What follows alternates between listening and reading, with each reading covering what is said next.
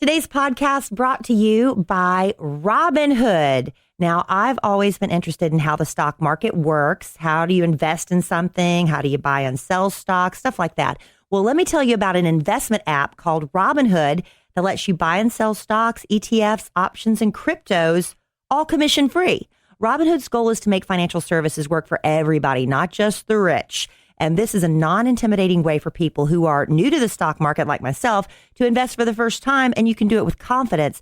It's simple to use, and again, it's all commission-free. Other brokerages charge up to $10 for every trade, but Robinhood doesn't charge commission fees, so you can trade stocks and keep all of your profits. And basically, you just learn by doing. Robinhood uses easy-to-understand charts and market data, so you can place a trade in just 4 taps on your smartphone. And guess what? Robinhood's giving our podcast listeners a free stock like Apple, Ford, or Sprint to help build your portfolio. All you have to do is sign up at sandwich.robinhood.com. It's a special web address. It's sandwich.robinhood.com.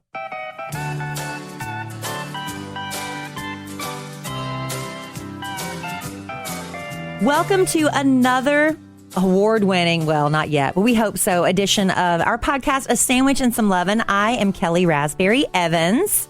Hello, I'm Alan. And that's my husband, Alan. I am really excited for a number of reasons for this podcast, babe. One is we have a special guest who we'll introduce here in just a second. The other is we're recording up at the Kid Craddock Morning Show studios, and JC gave me training on how to run the board. Yeah, and you have access to all the buttons, which I am worried that you're not going to be listening to me and our guest. You're going to be too interested in the buttons. So guess what? A train in the house. Okay, I got it out of my system. Oh, no more buttons? I promise I won't push anymore. I don't believe you. Yeah. But it is fun. It is a fun toy. It is fun. I'm glad you've learned something new. Thank you. But yes, we do have a special guest in the studio today to do the podcast. This is so fun. A friend of mine from, childhood reached out, said she was going to be in town. And I was like, you've got to come and be a guest on our podcast. Not just because I invite any random person that knows me to come on the podcast, even though I think that personally would be fun and entertaining. But our guest is Andra Watkins. Yay! Yay! And she's a homegirl, huh? She is a homegirl from South Carolina. We grew up in the same school, the same church. You were in class with my brother, Ryan. We're still in the same grade. Yes. Oh. And both sort of kind of dated a little bit around the same people, I think. Maybe sort of. We can get to that. Maybe not. And just one in particular. So how many total years have you known each other? It's hard to say. 40? 40 minimum. At least 40. Wow. Yeah. Okay. Maybe more. Probably a little more. Yeah. I want all the dirt. But not only that, deep dirt. She's gone on to have this incredible career as an author, a New York Times best-selling author. And it's taken you all over the world, really, Andra. So we're going to talk about that, too. But first, Andra Watkins, award-winning book writer and talker. Let's talk about me. Okay.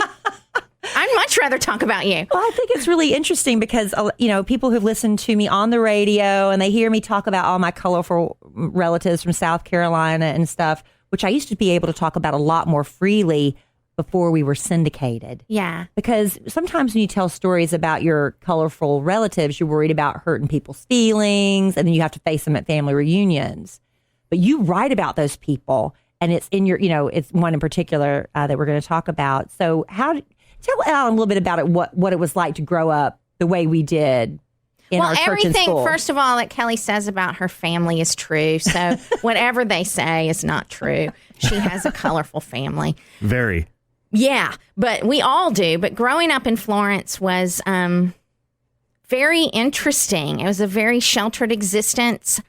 I couldn't do anything, and I wasn't very rebellious, so I would just do whatever my parents told me to do and not do. The most rebellious thing I ever did was listen to heavy metal music and hair bands. I just wasn't. Really? Yeah, I just wasn't very rebellious. I was the same kind of kid. Never drank, never smoked, never went to parties I wasn't supposed to. But listen to a little metal, huh? Yeah. Who were your favorite bands in the day? Oh, gosh, all of them. Iron Maiden? I I didn't like Iron Maiden so much. I love Def Leppard. Def Leppard, okay. Poison and all those people. Okay.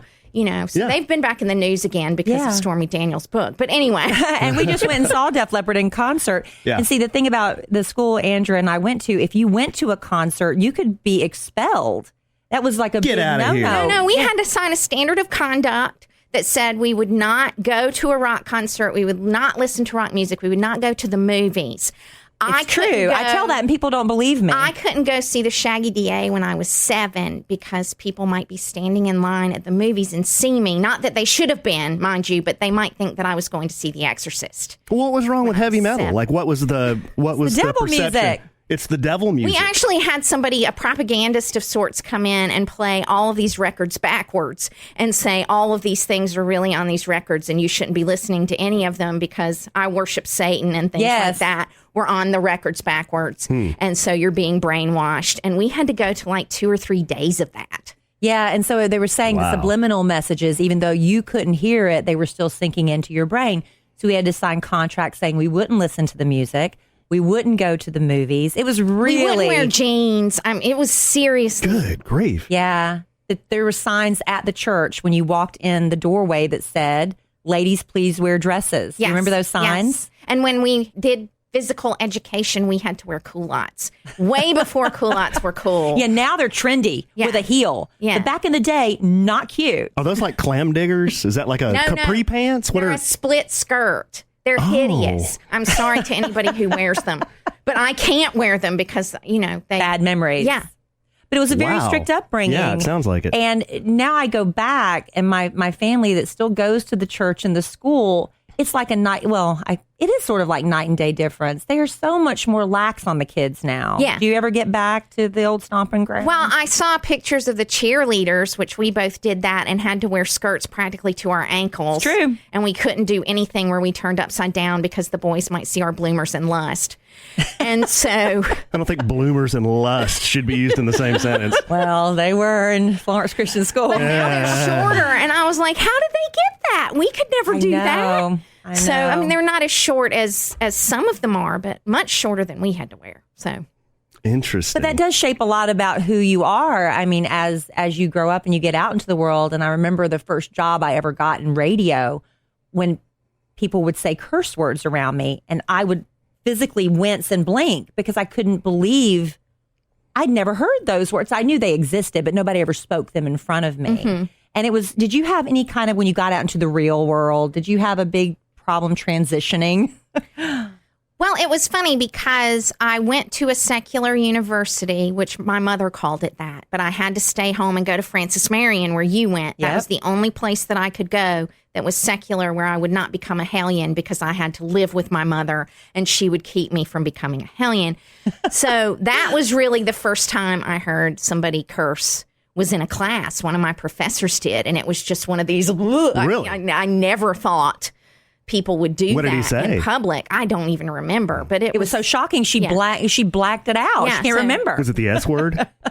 I don't remember. F-bomb? I don't know if I can say them, so I'm not going to. Oh, you can cuss on this podcast. We do sometimes, or Kelly does. Kelly cusses on the podcast. So anyway, that was really the first time that happened. Yeah. But I got out of college and married the preacher boy guy that they always said you had to marry, who was going to go to seminary. And I was on track to be the preacher's wife. Okay. Then he turned out to be abusive. So I divorced him, which was terrible. I mean, you're never supposed to divorce anybody at that church once you get married. Ooh. Your parents are embarrassed. Your family's embarrassed. Everybody thinks you're a sinner and a failure. Mm. And even more so because I divorced a man who wanted to go into the ministry, So anyway, it was after that I really started getting away from that upbringing and figuring out who I was. That was the turning point. Yeah. The divorce changed everything for you. How old were you? I was 27. In your 20s. Okay. Yeah. Okay. Did you ever have a point like I did with my parents? My father told me that I was embarrassing him because I was in the radio business, which was the devil business and stuff. And that have you ever had your parents tell you they were embarrassed? Because, you've been very open.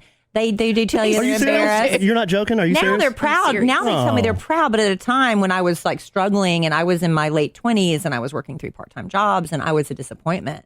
But now I'm like, I'm Kelly Raspberry's daddy and stuff. So it's complete 180. Yeah. But you go back and forth with that with your parents still. Yeah, I do. there are certain things that I still can't write about with my family because of the flack I get from it. Because I read your book, Not Without My Father, that's the one I really want to talk about. You talk about your relationship with your dad in particular and your mom And I was like, wow, I know these people. And I feel like I'm reading things I shouldn't be reading because, it's because I know you. Well, yeah, but when that book came out, it was so funny because they didn't get an opportunity to read it in advance. I thought my parents won't sue me. The publisher wasn't worried about that. So my dad called. My dad won't read any of my books because he doesn't have to read a book to sell it, Mm-hmm. So he called and he said, I'm really mad at you because I had to read this book and Linda's not speaking to me and I'm going to put her on the phone. And so she got on the phone and said, I am so upset that you wrote about our marital problems when you were a teenager because now everybody at church knows about it. Yeah. And I'm horrified and embarrassed by that. And you should never have done that. And what will people think? And this was like 30 years ago. Right. And her parents are still together. And they're still together. And she's just mortified. She didn't speak to me for weeks.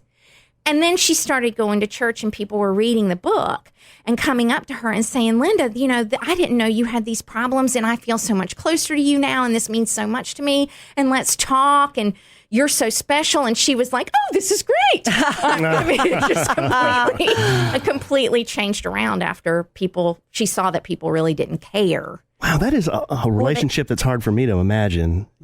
My parents being upset with me or ashamed with me for just talking about our family life, when I was a kid. I can't imagine that. That just boggles my mind. How is your have an image you're trying to project that everything is good, and then especially, I guess, being Southern, there's more of a pressure for everything to always be perfect and in place. But I liken that place to what Facebook was before we had Facebook. Everybody came and they put out their image of who they were, what they wanted people to believe they were, but that's not really who they were at all. And I think that's how a lot of people use Facebook too. So, there's the Facebook version of you and the real version of you. But they haven't disowned you. No. I mean, you still talk to them. Yeah. Yeah. Okay. Yeah. But they still have said... I haven't talked to him in a while, but I'm not going to get into that. So. Oh, okay. Okay, so it's an adversarial relationship, but you'll still take their call when they call. Yeah. I refer to my relationship with my mother as this volley and retreat kind of relationship where I go in there and do whatever I can and approach this flank or that flank to try to have some kind of different interaction, and it always disintegrates. And so I retreat for a while and then I go back. I mean, it's very codependent. She's very codependent. And if she hears that, I don't care because multiple people have told me. Well, nobody listens to this anyway, so. So, well. You never know. You never know, given that we know a lot of the same people in common they might. So, yeah. Anyway. That is hard, and it's hard to deal with that all the time. But my dad is very proud of this book about him because he thinks he is the biggest celebrity on the planet. Does it put him in a positive light? Not always. Not always. Okay. You can't write a memoir, and I say this to people often. I was really honest about how messed up we both were at the beginning. So if you don't stick through that, you might not like me very much. Mm-hmm. Because you have to show people this is how we changed. I mean, there's nowhere to go if you start where you're going. You have to start somewhere and show people a journey. So I do that. So I don't portray either one of us particularly well at the beginning of the book. And he was okay with that. I had to be more selective with what I said about my mother. And my mother-in-law was on the trip, and I didn't even put her in the book. I did not know that. Yeah. So because the week that was so bad was the week she was there. Oh. And she and Dad were leaving me and going off and palling around together. And I was getting, cold food and all of that. So if I took her out, then I could just blame all of that on Dad and not have problems with my mother-in-law for the rest of my life. And I love my mother-in-law, so I didn't want to do that to her. So yeah. But it's different. You can almost it's easier to reveal things about your mother because that relationship, I guess there's more fear of losing relationships not by blood. Right. You don't want to risk damaging that. But they have told you certain things are off limits. Yeah. Or is it just unspoken? You know that you can't go there. Yeah, let's hear them. Give a scoop. No, I mean, I wrote about something on my website in May to do with my family and my brother, who is mentally ill and has tried to commit suicide multiple times. And my mother doesn't want anybody to know that. My father doesn't either, even though, he's done it. So I wrote about this dynamic and got messages from multiple family members saying how horrible I was, calling me, texting me, sending messages to my website. So when you talk about people calling in and saying abusive things to you on a morning, I understand how that feels because it's so stressful. But and yours it is just from comes family. as a barrage, and it's a family doing it, and so, you know, that was really hard. So there are certainly things that when I talk about them, I get a lot of flack from it. My best friend, Alice, who's in Not Without My Father, so you read about her, and she said the book about your mom is the one that's going to make you a billionaire. But I you can't write it till she's dead. A billionaire. Oh, Alice is like, I've been watching. Can we this be for friends? 15 years, and We've been that's the friends. book that you need to Yeah. write that's going to really just, Yeah. you know. You can already see the movie and who's going to play who, right? Oh, yeah. Yeah. And so, you know, that is hard. So I come But you out have to sometimes and try to write about it a little bit just because that's how you practice. You put things out there in public, you know, and you see what hits and you see what people connect with, and then you kind of shave it down. So I try to do that here and there, but I always get a lot of flack from it when I do But I guess it. your brother's the one that would be, is he okay with you sharing those No. things? No. No. But you're sharing your experience as the sibling of a person that's going through that. So that's Yeah. important for you to share that part of your story. Yeah. And even to tell people, you know, how to deal with people who are mentally ill in their lives, because most of us know somebody who is, and it's not always easy Yeah. to know what to do and what to say or when to walk away. Yeah.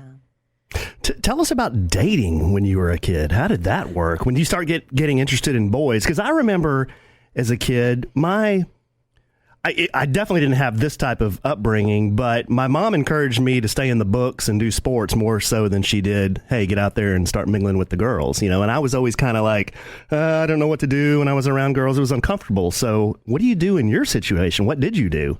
I didn't really know how to date until I was in my 30s.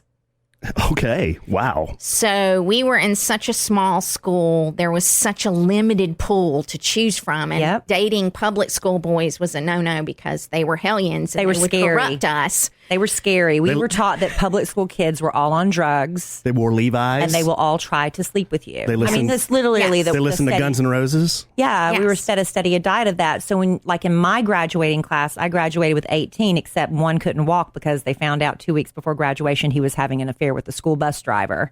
So only 17 of us got to walk. Whoa. Yes. Wait, a boy in school was having an affair with the school bus driver. Female bus driver? Yes. Okay.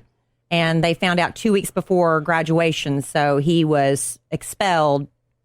They gave him his diploma, but he couldn't walk. Wow. But my point, dude, that's a side story, is I went to church with those same 18 people. I went to school with those same 18 people. I socialized with those same 18 people. That was my whole life. And they're like... And part of that was like dating your brother. Yes, and So you this had is the the pool same you had. experience. That's the pool you had. My brother was in her pool. Yeah, and he was like my brother. Yeah. And you weren't dating. Well, Ryan's a handsome guy. He is, but it's like you know these people every day. Right, There's not. yeah. there's I nothing started like that. kindergarten with Ryan. I mean, there's no way I'm dating him, and he's a dear person. But, Right. you know, he's like my brother. He's like your brother. Yeah. But again, my brother didn't really date. None of us really did in our Florence Christian School. I mean, there was a few people that kind of, they had sweet things. But yeah, we were all socially retarded in that area. Yeah. And Yeah. What? And I would date. socially slow, stunted growth. Yeah, I would date. You know, you'd get crushes on people, and you'd date them, whatever that meant. And always we were trained to think, well, if a man's paying attention to you as the girl, then you must keep paying attention to him and foster that and serve that and whatever. So there was never going to be, I'm going on this casual date and this casual date and this casual date. That only the whores did that. So the loose girls did that. So, you know, there was never going to be that. So I never really learned how to date until I got on Match.com when I was in my 30s after I got dumped by a guy I thought I was going to marry. Boy, I bet that was the Wild West. What'd you think about Match.com? Well, I was on there before anybody. I mean, it was only Anybody the most talked about it. desperate of the desperate were on there. Oh. And Charleston is tiny. So when I signed up, I went on there and I was like, oh my God, I know all these people. Oh, no. I'm not putting a picture of me on here. I'm not doing anything. I mean, the first person that they recommended for me, the top match, was this guy who had gone on a date. We'd gone on a date, and he came down. He said, let's go back to my condo. I want to show it to you. And came downstairs in his underwear and said, I think we should stay here. So that was my top match on Match.com. And I was like, well, if that's how this is going to go, this is going to be pretty bad. But what it did for me was I learned how to have casual dates. And sometimes I'd have 5 or 6 dates in a week. I was exhausted because I was working full time too. And I was meeting all these people for different dates.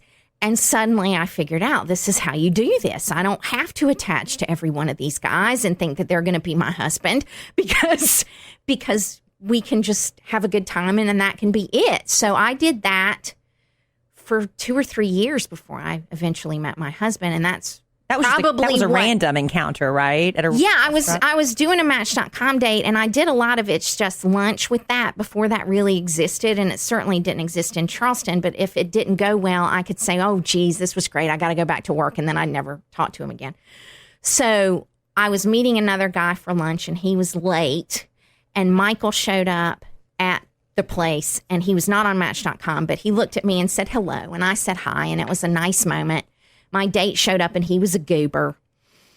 So I ended the date pretty quickly, but Michael and I had this nice moment. Apparently, I looked back at him longingly when I left. No. I don't remember that, but he remembers it the way he tells it. So a couple weeks later, I get this email in my inbox from Michael at work. I was at work saying, I saw you a couple of weeks ago at this restaurant. I'd really like to go to lunch with you. Will you meet me on Wednesday at 12:30 there?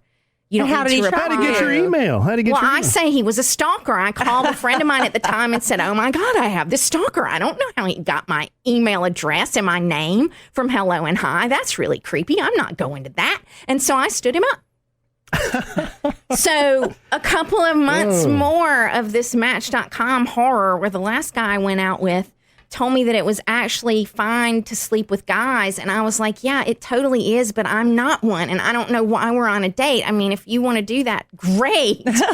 But I'm not a guy. So I'm going to go home now. So, wow, you know, some doozies. It was just awful. And so I emailed Michael because I thought, this stalker guy that's not stalking me at all, it can't be any worse than these people are. So we met for lunch. And he was delightful. He was the most intelligent, wonderful person I had ever met in my life. And I was immediately like, I want to see him again. So, of course, I didn't hear from him again for like 2 weeks. He totally played me exactly the way he should have. And so we dated really casually for a couple of months and then went to a New Year's Eve party. And he kissed me at midnight for the first time. And then sometime the next afternoon, I ended up going home. So that's how we got together. That's a nice story. It's it's truly the perfect match. I mean, honestly. Because you've met Michael. I have. The two of you together, it's like, it just makes perfect sense. Yeah. Now, at that time, you were not a writer full time. No, I was running a law firm then, and I had my own consulting business as an accountant, working with small businesses for a while. But when the economic crash happened in 08 and 09. I turned 40 in 09. So my business died in 09, and I'm kind of sitting there in a midlife, what in the world am I going to do now? Because I could revive this business that I really don't enjoy and figure out how to do that, or I could just do something else. Quit and buy a slingshot. That's what a lot of people do. Yeah. And I had a lot of free time, though, so I just started writing in public online and started doing that and developed this little following of people who like my writing, and that kind of developed into what I'm doing now. But as a child or a teenager, were you big into writing? Did you keep diaries? I kept diaries, but my mother read them and wrote in them. So I was not going to write anything very salacious in my diaries. After she did that, I never wrote in it again. What was she writing? Critiquing you for spelling, or like adding little anecdotes and commenting on what I was writing about and stuff like that? Yeah. Did you ever get busted for anything just really salacious, lewd? No. Because you weren't programmed that way. We were good kids. Yeah, you were good kids. You weren't really programmed that way. I was like 6, and I was writing I love Donny Osmond in my diary, and my mom was making fun of that or whatever. Aww. So, that was what I was writing in there. Wow. So I've always been really weird about writing private things and have always written very private things in public because I never had a chance to write anything private in my life. Yeah, you've written some really, I've read some stuff and you're like, ooh, Andra, you get really... like what? Sexy stuff. Really? Sexy stuff, like what? Yeah. Sexy stuff with her husband. Let's hear it. Oh, no. Like what? Alan. What? It's uncomfortable. No, I'm not talking about that. Not now. I know. I'm just saying she, when it's like a lot of people have a really strict upbringing. When they're finally let loose, they go all out. So when you finally had this creative outlet, you just went all out with the creative writing. And no, I did write about Michael and I have this project in our marriage that's like a thing that we do to try to keep the spice in the marriage. So we keep this orgasm journal on our night table. See? And it has... That's what I was looking for. An orgasm That's journal. what I was looking for. It has its own special little code language. And so every time something happens, there's by sex and coded. And so we have all of these little books that somebody's going to find one day and not know what any of it means. But it's all in code. It's all in code. But the fact is, it's an orgasm journal. How thick would the OJ be? Well, we have like 10 years worth of them. 10 years of orgasms. Yeah. So. Yeah, honey. Oh, you found the button to hit.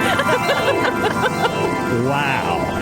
That's great. 10 years of orgasms. They're not labeled or anything. It's in code. Hopefully, we won't be these people that they go into their house and find That's their old amazing. No, ancient that's parents awesome. with these vibrators and dildos and all that stuff. But, they're just like, little books. Yeah, give us a little bit of the decode. You guys are the ones that brought it up. So now I'm exploring this topic. Our listeners want to know.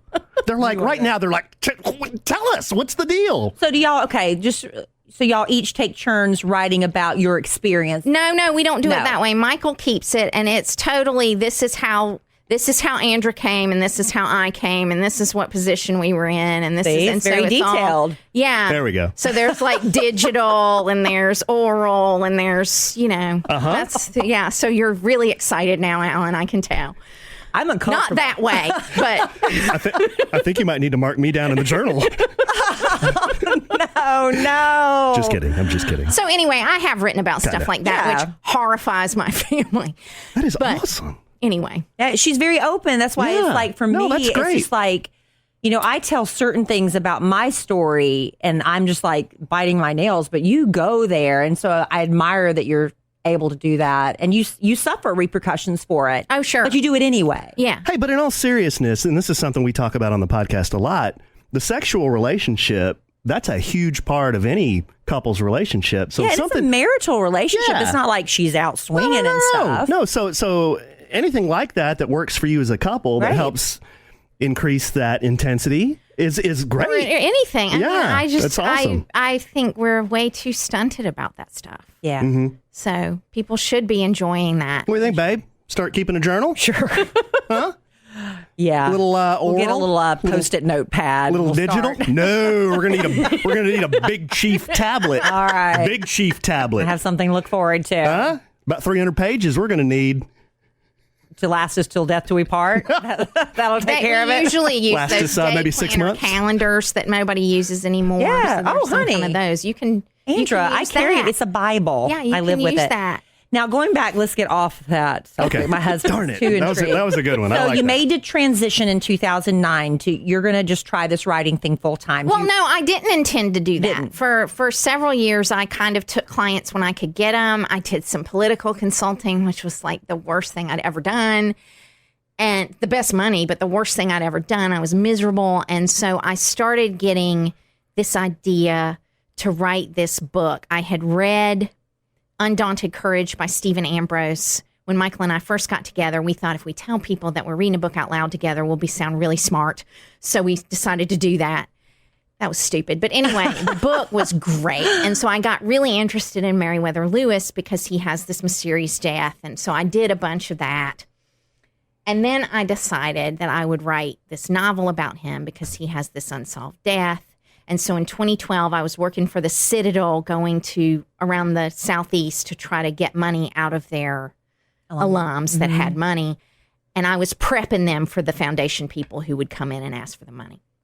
And so I was in Nashville, and I was driving out the West End and looked to the right, and there was that concrete Parthenon, and looked to the left, and there was a sign that said Natchez Trace, which is where Lewis died. But I didn't even know where it was, so I didn't know that it ended in Nashville. I had been so interested in him, so I extended my trip. I drove the Trace to Mississippi. That was the first time I'd ever been on it. And then I started hearing these voices in my head, which really does happen when you're a novelist, and started writing this story about Lewis having this afterlife adventure with this little 9-year-old girl. And so I was like putting scenes on my website for people to critique and trying out things to see what people connected with and what they didn't. And so the early stages of that book really came from just writing it in public. And so that book came out in 2014, but I never intended to write a book. I said I would. Lots of people do. Lots of people say, I've got a book and I'm going to write it someday, but they don't actually put their butts in chair and ever make it happen. Don't look at me. So I've done the same thing. Well, everybody does it. Everybody does it, yeah. So, and I was one of those people for a long time. And to get back to an earlier question you asked, I mean, yeah, in school, people always told me that I was a good writer. People always encouraged me. I had a professor at Francis Marion who would bleed all over my papers begging me to take more creative writing classes. And I was like, how do you ever make money at that? That's crazy. So I majored in accounting. So now I know exactly how much money I don't make to the penny every day. So, you know, he encouraged me, and he wrote for the show Moonlighting and won an Emmy. So, some serious people were encouraging me, but it just really took crashing completely in my life to even try to do that because I didn't know what else to do. Yeah. And I still don't know what else to do. So I just keep writing and speaking. So it's really fascinating. You should read her work. So the very first book you wrote was To Live Forever. Yeah. And that was followed by Not Without My Father. Yeah. That's the one that I read because that's when you decided to walk the trace by yourself. Well, you walked it by yourself, but you had your family would like meet you at night and stuff like that. Explain they would drop me off and pick me up. I'd do 15-mile increments every day. And it was totally a stunt to launch the first book. Right. I didn't really ever intend to write a book about that. So I just thought I'd get a lot of publicity for doing this to myself, which was idiotic. But I did it anyway. I was really shocked because your body took such a brutal beating because you mapped, how many miles was it total? It was like 444. 444 miles, but she walked it in 15-mile increments. Good grief. So it was more than a half marathon every day on a highway. So I was not walking on a soft surface. I was walking on pavement most of the time. But you think cars and trucks and camper vans. Right. With a pack too, right? Did you have... Small one, because I was spending the night in a B&B, so I wasn't carrying all my stuff. But you think about that because she was talking about how her feet would be so swollen and they were bleeding and stuff. And I was like, just from walking, but it was actually extremely brutal on your body. And just to hear you talking about, trying to get past the trucks that would almost blow you off the road. It was a fascinating story. Mm-hmm. I really enjoyed it. And plus she talks about her relationship, like she said, with her dad, with her mom, reveals the marital problems from the past. That it's really I want to read it. Great read. I have it at home. Well, autographed copy. Tell you what I really want to read. The Orgasm Journal. Thank you. I knew I could get y'all to say it. But Andra does go around the country now, and you do a lot of speaking, a lot of motivational speaking. So when you do speak, what is your story that you share? The crux of my talk is how we don't teach history. And there are a lot of different cruxes, but I hook people by talking about the Lewis and Clark expedition because it's boring when we learn about it in school, especially how we learned about it. They just followed this woman to the Pacific and it was a couple of guys and they came home and that was the end. Yeah, move on to the next story. You memorize that fact and you forget about it. So in Undaunted Courage, really what happened was Meriwether Lewis and William Clark and 31 other individuals. It was mostly 20-year-old guys. The youngest guy was 15. They were screwing their way across North America, and they were sleeping with everybody, and they were having orgies, and they were writing all about it in their journals. We didn't learn that at Florence Christian School. And they all had venereal diseases, and it was just like, wow, this is amazing. I never knew history could be like this. Right. So I kind of hook people with that because you know the Lewis and Clark story, and you were bored to tears by it. So hearing about this basically moving orgy going across the country is totally not how you learned about it. No. But if you had, you might have paid more attention in history class, especially when you were like 13. Right. So I want to read that book now. So it was really an interesting thing to happen to me. And so I talk about that to hook people in and get them laughing and surprise them. But really the crux of my talk is how we don't make memories until it's too late. And so I talk about how awful my dad was and how much I didn't like him and how I didn't ever want to be alone with him because he's just so loud and embarrassing and awful and I'm just like him.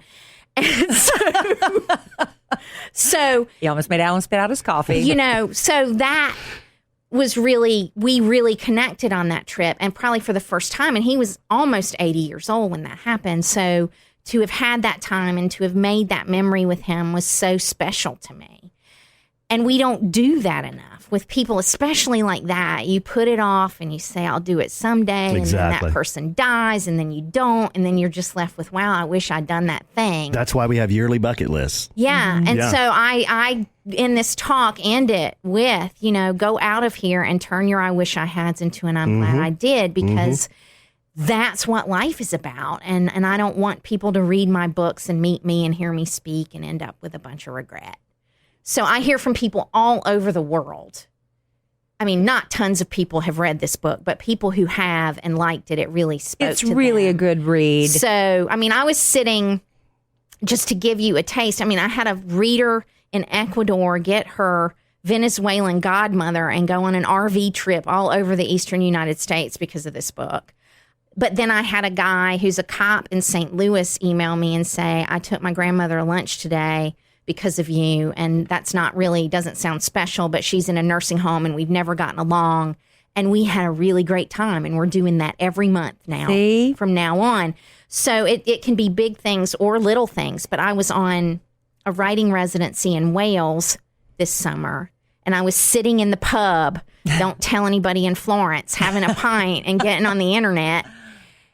And I looked up and this man and his wife came in and they looked at me and spoke. And I thought, well, when you're in the pub, you're not supposed to be on your computer. That's what this is about. So I put my computer away and he said, are you an artist at the residency? And I said, well, I'm there. I'm a writer. And he said, what do you write then? And I said, well, I write these afterlife stories for people who die mysteriously. And I have this memoir about walking the Natchez Trace Parkway with my 80-year-old dad as my wingman. And he's terrible. And he said, I've read that book. And I mean, he was from the east of England. This was a village of 700 people. That's never happened to me. So he gets up, moves over to the table, and immediately starts talking about how much it meant to him. And his wife is like, why haven't you told me about that book? And so it turns out her parents were dying when he was reading it. And so they were in chorus because his sister was dying of cancer. And they started crying and talking about what things that they had done with her because of that reminder. She died 2 days later. They folded me into the family. I went to the funeral. So, I mean, I've had some really amazing experiences where people have read this story and it's changed their lives. It's a really great book. It's called Not Without My Father, and then it has a subtitle. What's the subtitle? One Woman's 444-Mile Walk of the Natchez Trace. But if you put Not Without My Father, Andra Watkins in Amazon, it will come up. If you just put Not Without My Father, they'll give you a bunch of other things to choose Make sure from. you put Andra Watkins So make sure you put all of that. And Alan, I'll give you my copy to read, but I want it back. Yeah. It's really good. And the fact is, like Andra said, you know, you haven't done this to be a millionaire. No. But I mean, it's cathartic for you in so many ways. And look what you're getting back from it. Yeah. I mean, the reward's not monetarily, but you must be so fulfilled in other ways. You've been down a similar road, so you'll understand when I say this, but there's a lot of hardship from doing something like this, and most people don't see that. They see the glamour. They see you're meeting famous people. They see, you know, a lot of people know who you are. That's what they see. They don't see all the no you get. They don't see all the hardship you get. They don't see all the insults you get, and there are a lot of them.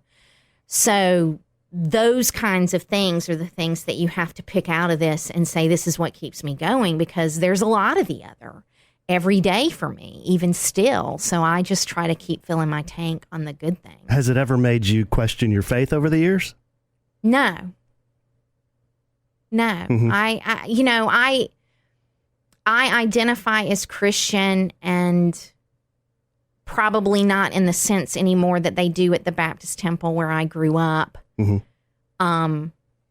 I don't argue about religion with anyone because we don't know what happens after we die, regardless of what we can say we believe happens. It's all a faith issue. Mm-hmm. And so I try to be respectful of whatever people believe because they could be right.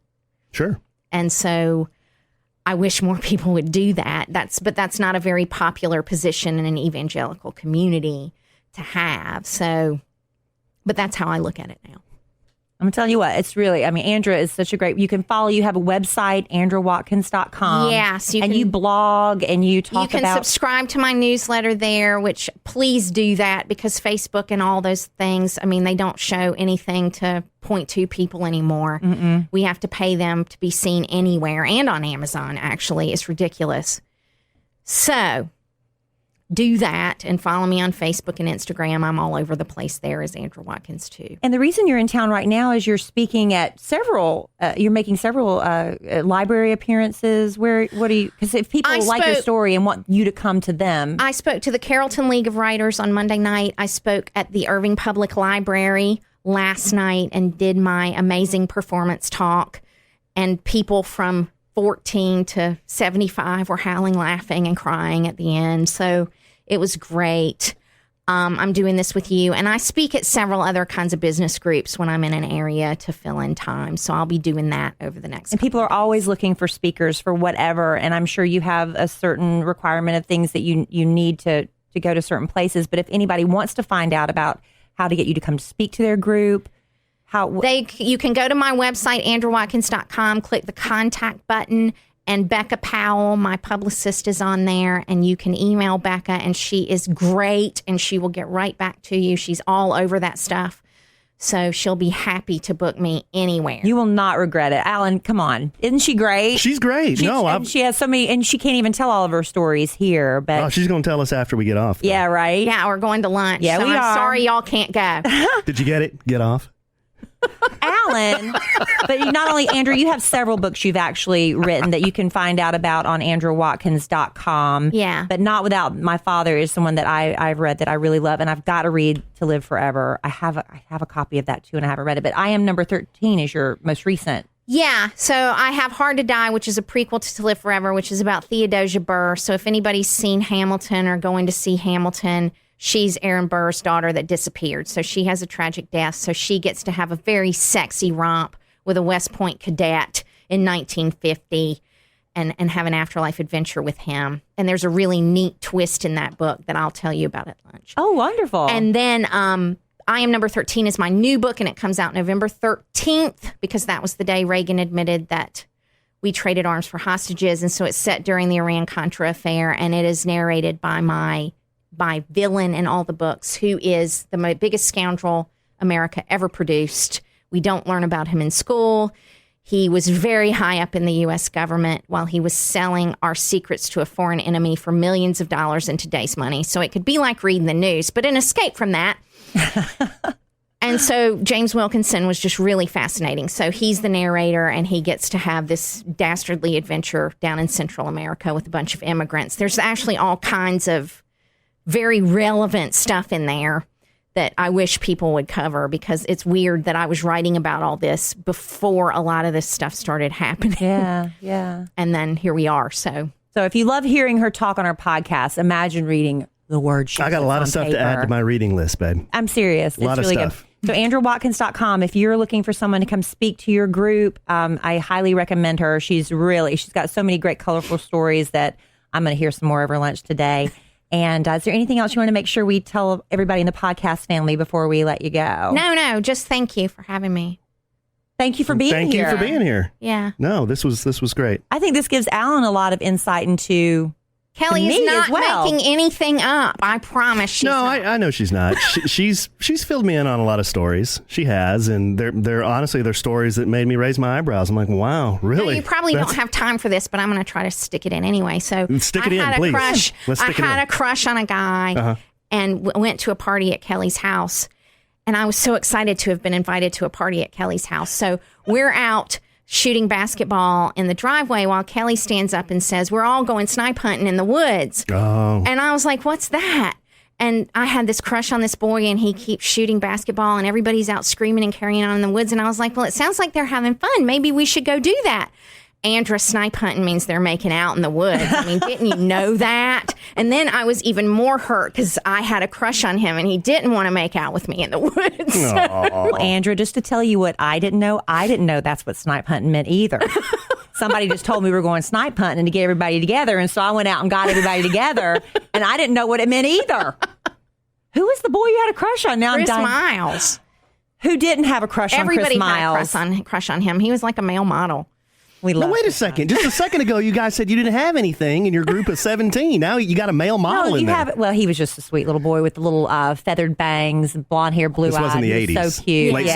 70s, early 80s. Yeah. Yeah. But Andrew actually dated this guy. I hope I'm not telling too many tales. David Rass. Oh, yeah. And I had a huge crush on him. When you were with him, I did. I had a huge crush on him. And then when y'all broke up, I was dating somebody from Philadelphia. And so then he ended up dating Candy and they got married. So he and I never dated. But I was like, I can't believe Andrew gets to date David because he was just so funny. He's so funny. He was so He's funny. Still funny. I mean, we were not suited at all, but he is a funny, delightful person. Yes. But that's the guy I was saying earlier that we had this little kind of connection there. I was wondering who it was. It was David. Yeah, because I dated Tommy Jean's boyfriend, long-term boyfriend. Cletus? What's his name? Chance. Oh, Chance. I dated him forgot about after her, him. like her best friend. I completely forgot about that. Yeah. Oh, well. Everybody, it all worked out the way it was supposed to It's for very all incestuous over there. of us. Well, like you said, the dating pool was so small. Jeez. I forgot you dated Chance. Yeah. That's so funny. Yeah. He's playing another button. That's Kinsey laughing. Just, I heard, yeah. Wow. Okay. Okay, well, that was a lot of fun. Andrew, thank you so much. Thanks for I'm so having me. Yeah, thanks, glad you Andrew. came to town and we got to have you on our podcast. Honey, I Well, enjoyed this very much. I love you desperately. and I love you too. And I'm glad And Andra don't you love joined us. Andra? I do. She's got some wonderful stories, and I'm glad. I just love her openness. I like that. You admire that in people because so many people are afraid, but so many people have like the same shared experiences, a little different, but so much commonality Yeah. if people would just open up and talk about it. Yeah. All right. It Well, was a lot of fun. we'll wrap it up. So, in the immortal words of the great Keanu Reeves, life is good when you have a good sandwich.